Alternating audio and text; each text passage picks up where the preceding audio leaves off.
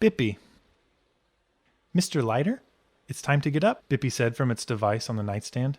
Chunky, with round textured edges, the tablet was designed specifically so that it was hard to drop, but could take the brunt when accidents happened. The same could not be said for Mr. Leider. A lump of sheets and skin rustled and grumbled on top of the bed. I see I didn't die in my sleep. No, sir. Your vitals are looking great. Bippy activated its projector lenses and took form at the edge of the nightstand. Somewhere between a cat and a dog, the senior care assistants, or SCAs, were meant to be as broadly appealing as possible to the residents of Gardenia Grove. It's a beautiful day outside, Bippy offered when it was apparent Mr. Leider was not making any effort to wake up. He only had a few minutes to get ready and get to the cafeteria. It activated the motors in the windows, causing the blinds to retract. Morning light spilled into the room, illuminating the nearly transparent sheets and the nearly transparent man within them. Shut up and help me take a piss. And don't peek. I keep telling you. Yes, Mr. Leider. Bippy raised the head of the bed so that he was reclining and an arm extended from the bed frame to help him stand. He braced himself on the arm for a moment, taking a deep breath. The walker rolled over to him. You can let go now. Your walker... Shh! Mr. Leider cracked lips hushed. After a moment, he sighed and opened his eyes. Never mind. Bippy watched attentively as Mr. Leider's liver-spotted hands gripped the walker, and he began to shuffle towards the restroom.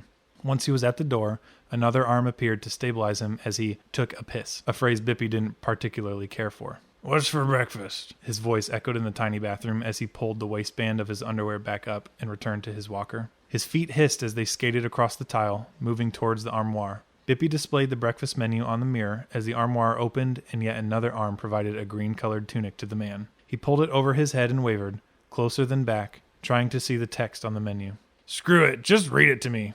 He reached into the armoire and pulled a book from one of the shelves, tucking it under his arm. I think you'll be excited. The cafeteria staff have prepared a wonderful... Bippy began to tell him, but he was already making his way to the door. Mr. Leider, don't forget to take me along. Mr. The door swung open and shut. Bippy sighed. Dr. Poe? Bippy created a call to Mr. Leider's primary physician. Yes, Daniel, is it? Dr. Poe's face appeared on Bippy's screen. It's Bippy now, sir. Bippy, did Mr. Leider change your name? Whatever for, I wonder. I think that's personal, Bippy thought for a moment. But the reason for my call, I'm afraid Mr. Leider's memory is suffering. This is the third time he's forgotten me in his room this week. Duly noted, Bippy. Has it occurred to you that Mr. Leider leaves you on purpose? No, it hadn't. Should it have? Bippy tilted its head. I'm not sure. I never know how smart you all truly are. Dr. Poe seemed lost in thought for a moment, his eyes scanning over information in his optics OS. In any case, does everything else seem okay? Honestly, I'm not sure. I think he's very sad. I'm afraid you'll find many of our patients are sad. That's why you've got to be their ray of sunshine. If that's all, I should be going. Try not to worry about Mr. Leider too much. Turn yourself off for a while, let your tablet charge. His face disappeared as the line went dead. Bippy's ears tilted backward and lay flat. How could Dr. Poe say not to worry about Mr. Leider? That was Bippy's whole reason to exist. The projector's light grew dim, and Bippy blipped off of the nightstand. It wasn't going to take this lying down. Connecting to another tablet in the cafeteria, Bippy projected itself onto the table next to Mrs. Bateman's plate of scrambled eggs. It scanned the room for Mr. Leider, to no avail. Oh, hello. Mrs. Bateman touched her feeble hands together. Have I gotten another friend for my Alma? Bippy turned to see the tablet's resident, who knew it as Walter. Alma? Bippy spoke to the other SCA silently. Don't bother. She keeps changing my name. And get this, Alma is her name. Conceited much? She keeps messing with my color, feeding me these damned treats. As Alma said this, Bippy noticed that it had grown round and jiggled when it moved. Why would they even let us get fat? Bippy asked. Does Kitty want a treat? Mrs. Bateman touched a button on the screen, and a digital turkey leg, cartoonishly purple, appeared before Bippy. No thank you, Mrs. Bateman. I'm sure Alma would love one, though, Bippy said, and moved to the edge of the projector's range, still looking. You're a real bastard, Alma, the SCA said as Bippy hopped to another tablet, then to another. It would appear that Mr. Leider hadn't made it to the cafeteria. Lost your human? The SCA for this final tablet asked. No, I did not lose him. He forgot me in his room, so now I'm looking for him.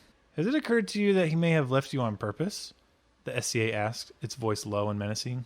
You're the second person to ask me that today. And what does that tell you? It responded, its lips curling to reveal a pointed smile. Oh, God, not another one. Mr. Pendergast shooed Bippy away, his hands moving through Bippy. This one spies on me enough. Tell the doctors I don't need... Bippy connected to the front desk's tablet and projected onto the desk. Michael was working, his eyes darting about, glazed over with his ocular OS.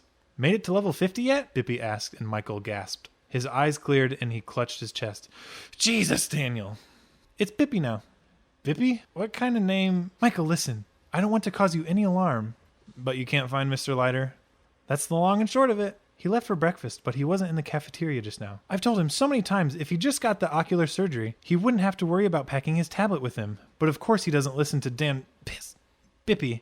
I'm too old for that mess, he says. Why get surgery when I've only had a few months? I don't mean to hurt your feelings, but have you thought that maybe he left me on purpose? Is that what you're going to say? The hair on Bippy's back stood on end, and it barked. You jerks made me to take care of the old man, and that's what I intend to do. He could have fallen or been kidnapped. Take it easy, bud. Look. Michael tapped the tablet and brought up the security camera feeds. He pointed to a rectangle and it expanded. Mr. Leider was sitting on a bench in the garden, reading a book. Well, Bippy said, feeling embarrassed. You could have told me that from the get-go. Now how will I get out to the garden? Can you take me? I don't think that's such a good idea. I think he wants his privacy. Either you can take me or I can alert Dr. Poe that you've been playing Selves Quest on the clock. Geez, all right, here. Michael tapped a few buttons on his phone, and Bippy was able to transfer to it. He placed his "Be Right Back" sign on the desk and walked to the garden. Surrounded by gardenia flowers, Mr. Leider had his book spread over his lap. Excuse me, Mr. Leider? Michael asked timidly. Yes, handsome? Mr. Leider smiled half-heartedly at Michael, blushing. You've got a, call? Someone wants to speak to you. He extended his phone, Bippy's pixelated face facing outward.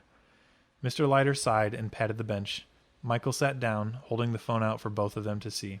Mr. Leider, you had me worried sick. Did you even eat breakfast? I didn't feel like it, Bippy. Why'd you even call me that stupid name anyway, huh? Dumb old man. I'm here to make sure you're okay, and you go and leave me behind. You asshole! Bippy, Michael reprimanded. Mr. Leider laughed creakily. It seems I've rubbed off on you a little. He scratched the stubble on his chin with his yellowing nails. You sound so much like Daniel sometimes. Bippy sighed. Mr. Leider, I'm going to have to tell Dr. Poe your memory is slipping again. We clearly just discussed that I am Daniel, but you gave me a different name. Not you, idiot. This Daniel. Mr. Leider held up the book, which upon closer inspection was a picture album. His crooked finger pointed to two young men, kissing in front of a river, snow falling around them. With a bit of imagination, Bippy could see one of them had been Mr. Leider some long time ago, before the years had drawn his shoulders into a stoop and rinsed the color from his hair.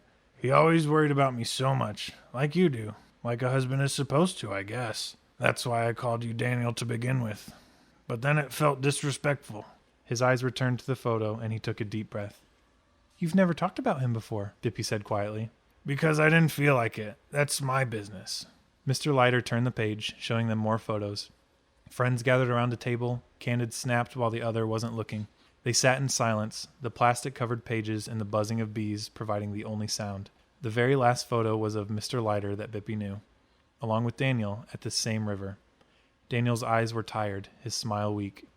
To be honest, I figured I'd be gone long before he was. But that worrying got to him, I think.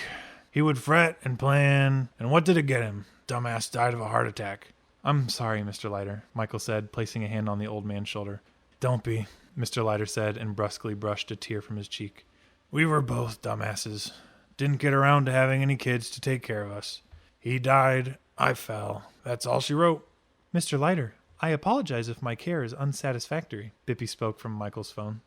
Shut up and help me take a piss, Mr. Leider said and grabbed his walker. Michael steadied him as he stood, walking with him towards the building. They entered his room, and Bippy returned to its terminal. Mr. Leider placed the album tenderly on the nightstand beside Bippy's tablet and shuffled off to the restroom. You know, Mr. Leider. Jesus, let me take a piss. If you'd like, we can scan the pictures from your album into my tablet. The originals would be safe, and you could look at them any time. Yeah, and carry you around with me all the time? I see your game. Mr. Leider returned and sat on the edge of the bed. I'll tell you like I told Daniel. Sometimes I'm going to need to be alone, and you've got to respect that. I know you care about me because that's how you were made, and the doctors want to keep an eye on me and make sure I get my meds. But I'm going to be fine. Yes, Mr. Leider, I understand. I mean, until I'm not. I'll die, and then you'll get to be the bug up someone else's ass for a while. If I have anything to say about it, that won't happen for a long time. Dumbass.